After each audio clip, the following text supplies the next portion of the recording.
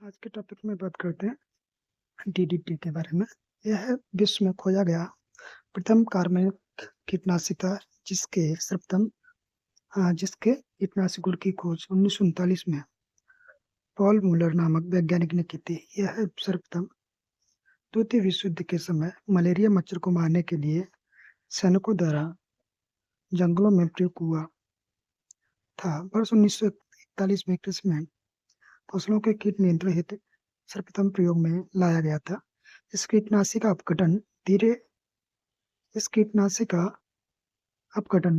धीरे होने के कारण नुकसानदायक घटक पर्यावरण को प्रदूषित करने लगा था, जिसकी वजह से सन 1972 में यूएसए में सर्वप्रथम प्रतिबंध कर दिया गया था तथा भारत में 1989 में इसे प्रतिबंधित कर दिया गया था। लेकिन घरेलू कीट जैसे मच्छर, मक्खी नियंत्रण हेतु सभी में प्रयोग हो रहा है अभी भी। BSC यह इस समूह का दूसरा कीटनाशी था जिसका उपयोग भारत में प्रतिबंधित है। इंडोसल्फान यह मृदा एवं पर्यावरण प्रदूषित के कारण वर्ष 2013 में भारत में प्रतिबंधित हुआ है। डाइकोफॉल या जिसको कैल्थेन 18.5 EC कीटनाशी के साथ बारूदी नाशक का भी काम करता है। ऑर्गेनो फॉस्फेट समूह के अधिकतर कीटनाशियों में जैव आवर्धन प्रवृत्ति पाई जाती है। जैव आवर्धन क्या है? खाद्य श्रृंखलाओं में किसी रासायनिक पदार्थ जैसे कीटनाशी, रेडियो सक्रिय वस्तुएं या भारी धातुओं की सांद्रता का निम्न पोषण स्तर से गुजरते हुए उच्च पोषण स्तर के जीवों में वृद्धि होने की प्रक्रिया जैव आवर्धन कहलाती है। जैसे DDT की भूमि में कम सांद्रता रहती है, परंतु उसमें उगी वनस्पति को दुधारू पशु चरने पर उनके बसीय ऊतकों एवं दुग्ध में DDT की सांद्रता बढ़ती जाती है तथा पशुओं के दूध का मानव द्वारा उपभोग करने पर इस जहर की सांद्रता मनुष्य के शरीर में इकट्ठा होती रहती है, जो जैव आवर्धन कहलाती है। जैव संचयन किसे कहते हैं? किसी विशेष जीव के शरीर के ऊतकों में विष का प्रवेश होकर दीर्घ समय में अधिक सांद्रता में एकत्रित होने की प्रक्रिया जैव संचयन कहलाती है।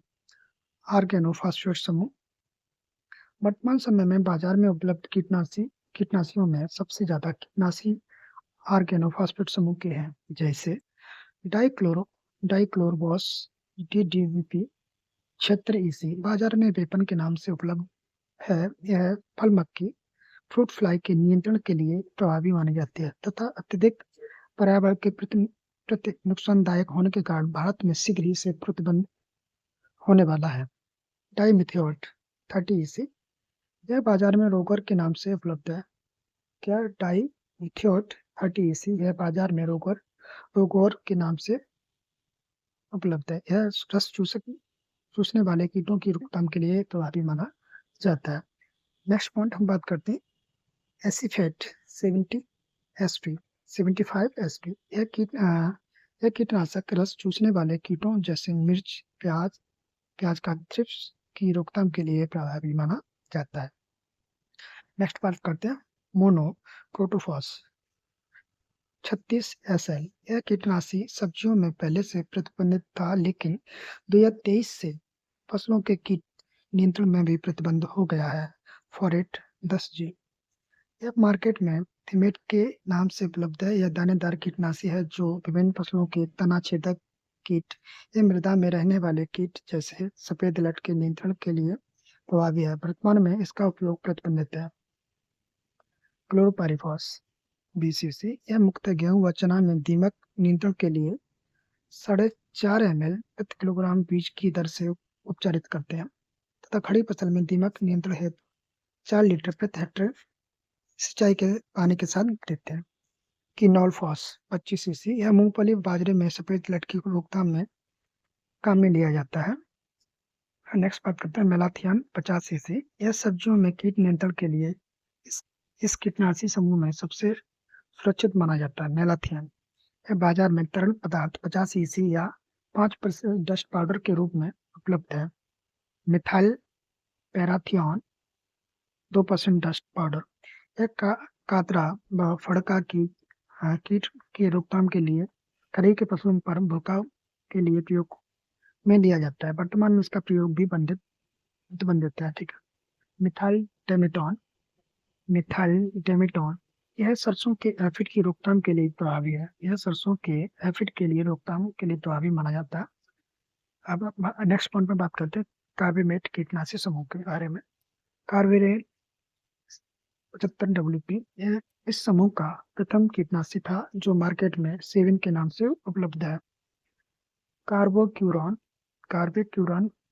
3G यह बाजार में क्यूराडॉन के नाम से उपलब्ध है जो कीटनाशी गुण के साथ अच्छा शुद्ध कृमिनाशक भी है, लेकिन वर्तमान में इसका उपयोग भी प्रतिबंधित कर दिया गया है। एल्डिकार यह बाजार में टैमिक के नाम से फसलों को बीज उपचार करने के लिए उपलब्ध है। संश्लेषित पायरेथ्रोइडस इसका प्रयोग भंडारण फसलों के कीट नियंत्रण के साथ साथ मच्छर मारने वाले कोइल्स लिक्विड्स परमेथ्रिन में उपयोग में लिया जाता है। उदाहरण के लिए साइपरमेथ्रिन, डेल्टामेथ्रिन, परमेथ्रिन, फेनवेलरेट, लैम्बडा, साइहेलोथ्रिन आदि के काम में दिया जाता है। नेक्स्ट बात करते हैं धूमक के बारे में, फूमिगेंट्स के बारे में।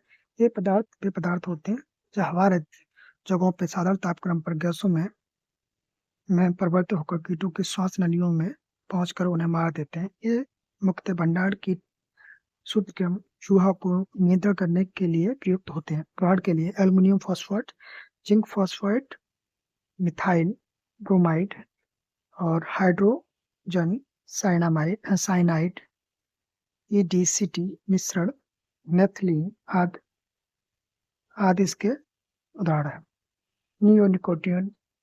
नियोनिकोटिनॉइड समूह, इस समूह में इमिडाक्लोप्रिड व्यापारिक नाम है कॉन्फिडोर गांचो। यह कीटनाशी इस रस चूसने वाले कीटों जैसे सफेद मक्खी, हरा तीला, एफिड व थ्रिप्स की रोकथाम के लिए बहुत ही प्रभावी है। मात्रा छिड़काव हेतु 1 ml प्रति 3 लीटर पानी में बीजों उपचार हेतु 0.6 ग्राम प्रति किलो बीज से उपचारित करते हैं। थियोमेथोजाम इसको एक टारा या क्यूजर भी बोलते हैं। यह सफेद मक्खी की रोकथाम के लिए बहुत ही प्रभावकारी है। एसिटामिप्रिड या प्राइड के नाम से भी जानते हैं। यह रस चूसने वाले कीटों के लिए प्रभावी है। क्लोथियोनिडिन कल्च या डेंटोसो यह कीटनाशी बाजरा व मूंगफली में सफेद लट के नियंत्रण हेतु बीजोपचार में लिया जाता है। हम बात करते हैं फिनाइल पायराजॉल, इसमें फिप्रोनिल रिजेंट तना छेदक व दीमक नियंत्रण हेतु बहुत ही प्रभावशाली कीटनाशी है। मात्रा गेहूं में दीमक नियंत्रण हेतु 5 से 6 ml प्रति किलोग्राम सीड से एवं चने में दीमक नियंत्रण हेतु 0.5 ml प्रति किलोग्राम सीड को उपचारित करते हैं। पादपों से प्राप्त कीटनाशी, इसमें एजाडिरेक्टिन नीम के बीजों से प्राप्त कीटनाशी है। पायरेथ्रम गुलदाउदी के सूखे फूलों से प्राप्त कीटनाशी है। निकोटीन तंबाकू की पत्तियों से प्राप्त कीटनाशी है। रोटेनॉन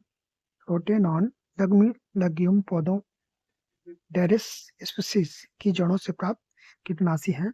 अन्य पौधे से प्राप्त होने वाले कीटनाशी जैसे दरक, मेलिया, अजेरिंडिराक्ष, करज एवं सावड़िया के बीजों एवं पत्तियों से प्राप्त कीटनाशी है। सूंघियों से प्राप्त कीटनाशी जैसे स्पाइनोसैड, जिसे ट्रेसर के नाम से जानते हैं। सॉल एक्टिनोमाइसिटी से प्राप्त कीटनाशी है। एबामेक्टिन वर्टीमेट सॉइल एक्टिनोमाइसिटी से प्राप्त कीटनाशी है। कीटनाशियों की विषाक्तता क्या है? सबसे ज्यादा फोरेट, उससे कम निमेटोन, उससे कम पैराथियन और उससे कम एल्डिकार कीटनाशी का क्रम है। कीटनाशियों का सुरक्षित चयनात्मक सबसे ज्यादा सुरक्षित क्रम है मेथोप्रेन, फिर पेमेथ्रिन, फिर मेथोक्सीक्लोर, उसके बाद मेलाथियन। MRL अधिकतर अवशेष सीमा, मैक्सिमम रेड्यूस लिमिट। ये आंसर नेट में पूछा गया था। यह कीटनाशकों एवं इसके अवशेष का इष्टतम सुरक्षित सांद्रता है जो किसी जीव के शरीर में बिना नुकसान पहुंचाए उपस्थित रह सकता है। इसको मिलीग्राम प्रति किलोग्राम शरीर के वजन में व्यक्त करते हैं। नेक्स्ट बात करें भंडारण कीटों का नियंत्रण। एल्बियम फॉस्फाइड जिसे सल्फात, एल्युमिनियम फॉस्फाइड जिसे सल्फास के नाम से जानते हैं, 3 गोली प्रति टन अनाज के हिसाब से बंद कमरे में प्रयोग करें। एक गोली 3 ग्राम की होती है जो 1 ग्राम फॉस्फीन गैस रिलीज करती है। अनाजों का सुरक्षित भंडारण कम नमी पर करें, जैसे धान्य फसलों का सुरक्षित भंडारण 10 से 12% नमी पर, दालों का सुरक्षित भंडारण 8 से 10% नमी पर, तिलहनी व मसालों का सुरक्षित भंडारण 6 से 8% नमी पर करते हैं। परूथीनाशक सब्जियों में मकड़ी या परूथीनाशक दवाएं निम्न है। डाइकोफॉल इसे कैल्थेन के नाम से जानते हैं, 18.5 EC 102 ml प्रति लीटर पानी के हिसाब से छिड़काव करते हैं। इथियोन फॉस्माइड के नाम से जानते हैं, इसे 50 EC 102 ml प्रति लीटर पानी में इस्तेमाल करते हैं। सल्फर बोकाविट के नाम से जानते हैं, 18% WDG 2 ग्राम प्रति लीटर पानी के हिसाब से हम प्रयोग करते हैं। प्रोपेजाइट जिसे ओमाइट के नाम से जानते हैं, 57 EC जिसे 102 ml प्रति लीटर के हिसाब से स्प्रे करते हैं। एवामेक्टिन 1.9 EC या 0.5 ml प्रति लीटर पानी के हिसाब से छिड़काव करते हैं।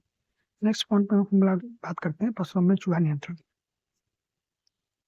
फसलों में चूहा नियंत्रण जिंक फॉस्फेट का 2% चूर्ण, 47% भाग आटा, 2% भाग तेल से 20 चूंगा तैयार कर 6 ग्राम मात्रा प्रति आबाद बिल में डाल देते हैं। ब्रोमोडियोलोन 0.005% के एक सिंगल डोज एंटीकोगुलेट प्रति आबाद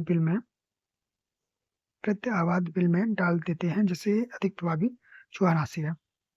पादप सुरक्षा उपकरण। पादप सुरक्षा उपकरण के बारे में बात करते हैं। सबसे पहले डस्टर आता है। डस्टर में इसमें अनिवार्य रूप से एक पंखा, ब्लोअर लगा हुआ एवं हॉपर नामक एक प्रकार का कंटेनर होता है। डस्टर की कार्यप्रणाली वायुस्फुटन के मूल सिद्धांत पर कार्य करती है। डस्टिंग की दक्षता स्प्रे की तुलना में 10 गुना अधिक है, लेकिन स्प्रे का औसत कार्य बहुत अच्छा डस्टिंग के बराबर होता है। डस्टिंग की सबसे बड़ी हानि पास वाली फसल एवं श्रमिकों पर उसके बहाव द्वारा नुकसान पहुंचाने से है। डस्ट में कम सांद्रता 2 से 10% तक विषाक्त या पेस्टिसाइड पाउडर प्रयुक्त होता है। बाकी मात्रा में टाल्कम पाउडर, सॉपस्टोन आदि अक्रिय पदार्थ डाले जाते हैं, जबकि सल्फर डस्ट में कोई भी अक्रिय पदार्थ नहीं डाले जाते हैं। डस्ट पाउडर के उदाहरण हैं quinalphos 1.5% dust, malathion 0.5%, methyl parathion 2% dust, fenvalerate 0 से 4% डस्ट आदि काम में लिया जाता है। मात्रा 20 किलोग्राम प्रति हेक्टेयर रुकाव इसकी कार्यक्षमता है। स्प्रे कीटनाशकों के प्रयोग में स्प्रे का प्रयोग सबसे अधिक प्रयोग किया जाता है। स्प्रे नोजल के प्रकार के बारे में नेक्स्ट पॉइंट में हम बात करेंगे।